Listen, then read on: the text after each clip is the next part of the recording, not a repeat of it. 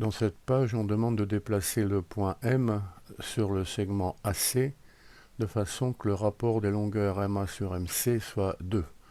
Pour déplacer le point M, on clique sur ces boutons ou on appuie sur les touches du clavier correspondant. Alors voilà 2. Accès à la page suivante. De même, on demande de placer le point N sur la droite AC, en dehors du segment AC cette fois, pour que le rapport NA sur NC soit 2.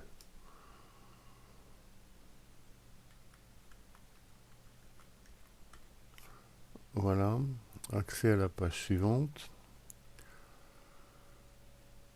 On considère le cercle de diamètre MN et on admet ici que le cercle rouge est l'ensemble des points P tels que PM sur PN, tels que PA sur PC plutôt soit 2. Alors c'est un résultat de cours qui est admis ici. On peut retrouver l'étude sur un autre programme.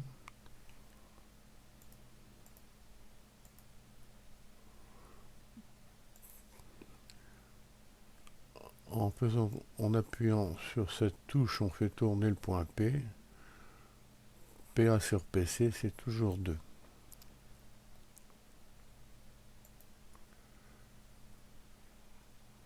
Page suivante, placez cette fois le point Q sur le segment AB de façon que QA sur QB soit 2 tiers. Alors 2 tiers, c'est à peu près 0,667 arrondi au millième.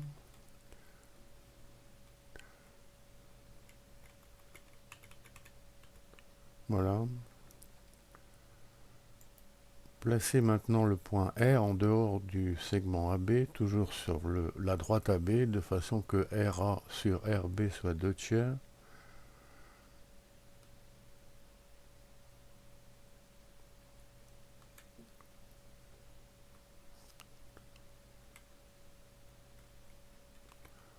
Alors peut-être aller un petit peu.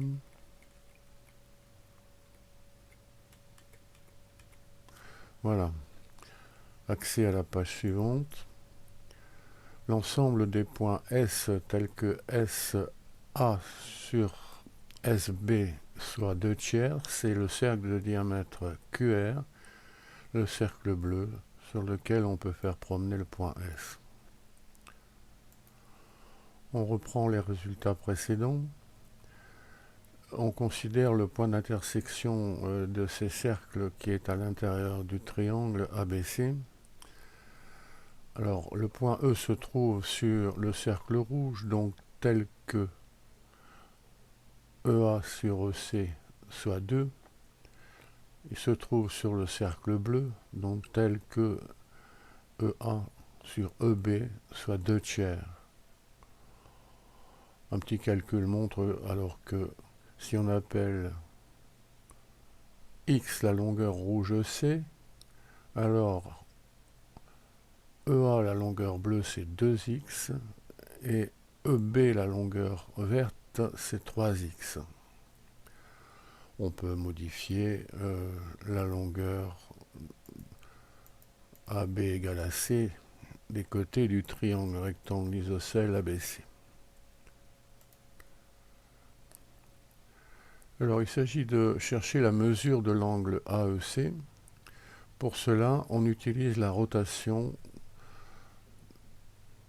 de centre A et d'angle 90 degrés dans le sens direct, c'est-à-dire le quart de tour direct de centre A. On demande de placer l'image de E.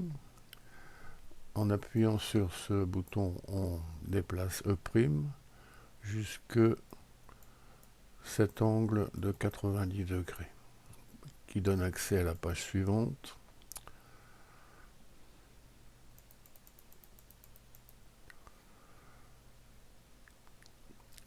Alors d'une part, dans la rotation considérée, le quart de tour de centre A dans le sens direct, le segment AE a pour image le segment AE',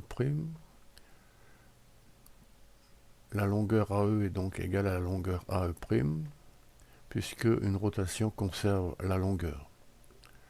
Le triangle EAE' est donc un triangle rectangle isocèle. L'angle en E est 45 degrés. D'autre part, l'image de BE, c'est CE'. L'image du segment BE, c'est donc le segment CE' de même longueur, 3x. Alors, en considérant le triangle E'EC, on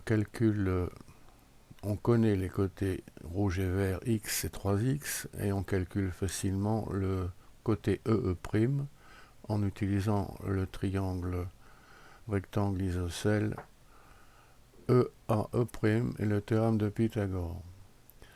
Alors, ces calculs sont détaillés. On arrive à montrer que E'EC est un angle droit en utilisant la réciproque du théorème de Pythagore.